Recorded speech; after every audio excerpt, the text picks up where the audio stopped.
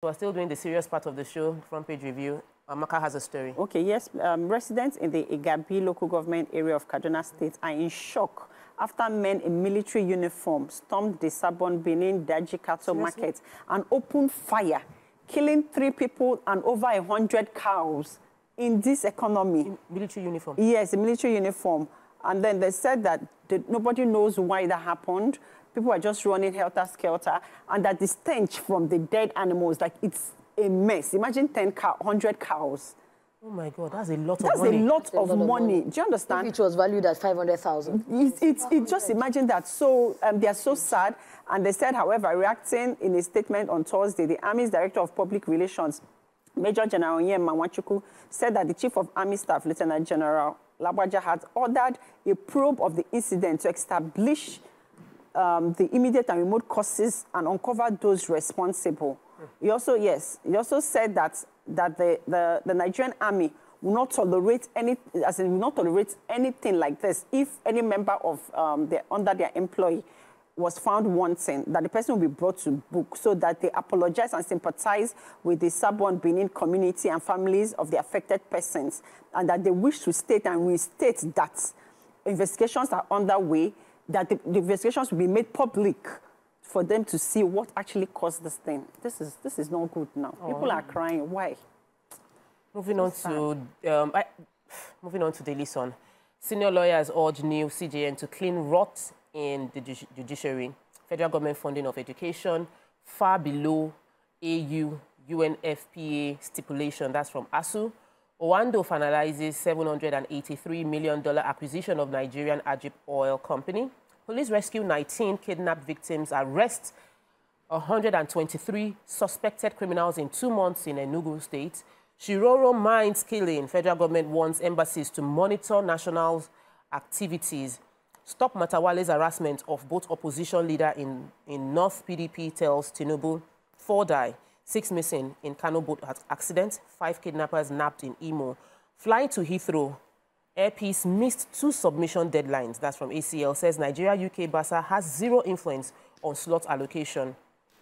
And final story.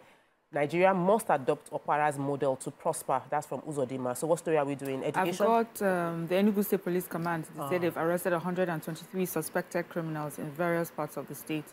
19 kidnapped victims have been rescued between July and August of this year. So the Commissioner of Police, Enugu State, Kanayo Uzegu, they said he made this disclosure while parading some of the suspects at the police headquarters, and while parading also, they showed all the recovered rifles and whatever, and ammunition that he got from them. There's a 25-pump action gun, and so on and so forth. But also, this is what he said that, you know, it's important. He talked about some recent attacks on policemen at Four Corners, Ozala, by hoodlums, and also the kidnapping incident at the Enugu State College of Health Technology. He said that there have been people who have used the opportunity to peddle false narratives, and this is to instill fear in the populace, but that that the police has remained unfazed and by these spurious and malicious narratives. So to clarify the story, actually, they said there was no, he said there was no such case of kidnapping of countless students at the college. Rather, the 4 persons of whom were not students of the school, allegedly kidnapped around college on August 14, 2024, have been rescued and reunited with their families.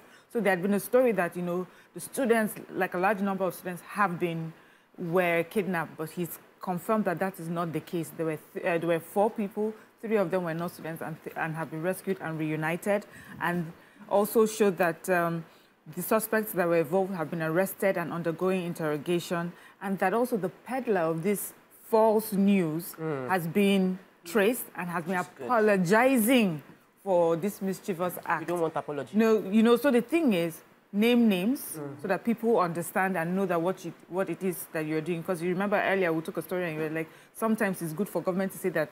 This is what please also, when you say you have arrested suspects, who are these suspects? What are their names? You know, put it out there. Who is this person spewing false narratives? Put out their names. Let people be warned. Anyway, they just said. He also thanked the governor of the state. He says that the governor had asked for demolition of many of the buildings that have been used as kidnap dens. You know, so. they're doing a lot of work in Enugu State, and that's just like a brief of what they've been doing. Yes. Yeah, I think the story of the federal government funding on education far below AU and UNFPA stipulates ASU. And this one says that the Academic Staff Union of Universities, ASU, expressed displeasure over the federal government's funding of the nation's university and the education sector in general. ASU said the funding fell far below African Union, AU, and United Nations Fund for Population Activities, UNFPA, benchmarks on education for underdeveloped countries like Nigeria. President of ASU, Emmanuel Oshodeke, who stated this in Umuahia while briefing the newsmen of the outcome of the union's NEC meeting, regretted that while the two bodies put a benchmark of 15 to 20% of a country's annual budget on education, Nigeria gave paltry 5 to 6% of its budget allocation to education. Oshodeke also said that the poor funding of universities and some other unresolved issues would form a bedrock of industrial action to be embarked upon by ASU if after 21 days government fails to resolve these issues. And he said that one of the major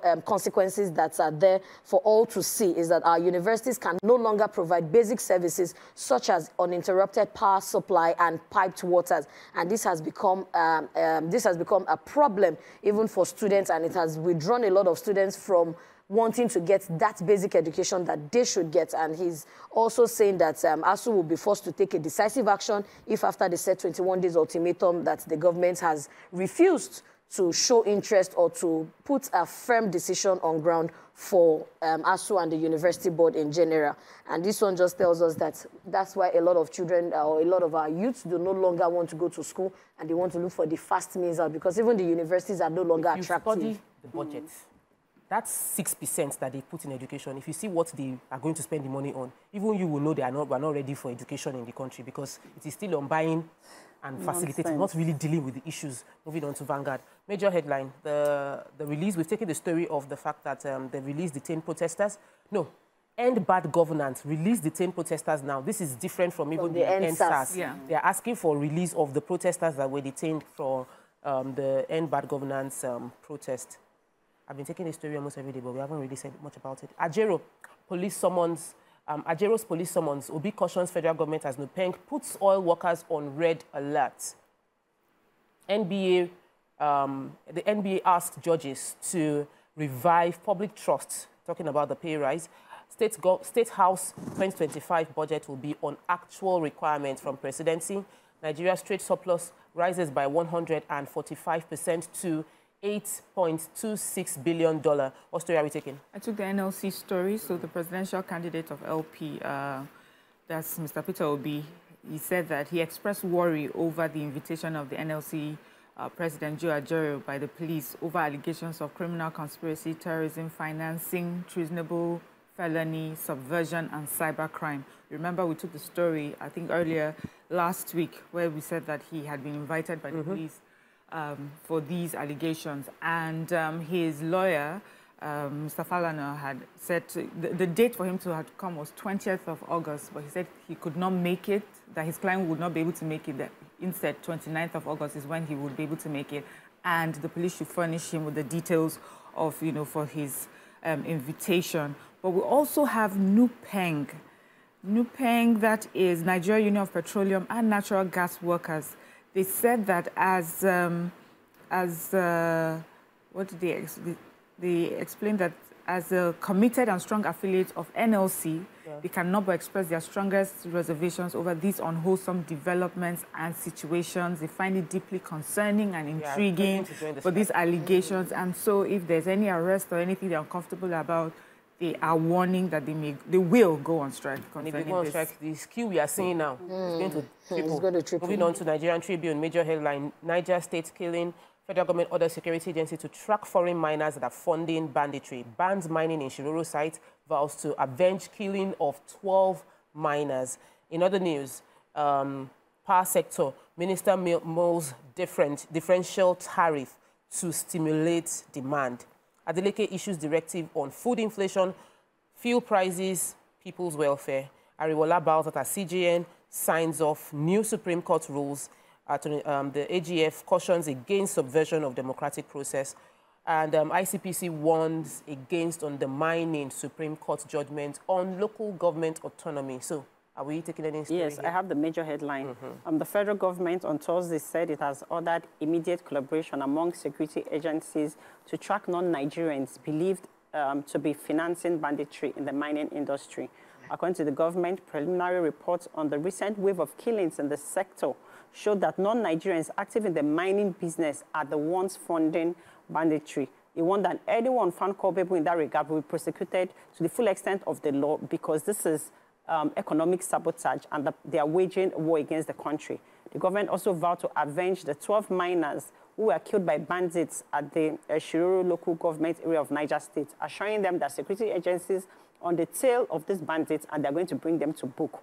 Finally, they also said that they want embassies in Nigeria to monitor the activities of their nationals who are in the mining sector of any criminal activity, because this is going to be a breach of agreements and harmonization between Nigerians and other countries who they have allowed to come into the country to be part of the mining sector. This is terrible. That's all we can take on Front Page Review for today. We'll continue to pray for wisdom for our leaders to lead us right. And then we pray for wisdom for ourselves as citizens to not become a clog in the wheel of progress.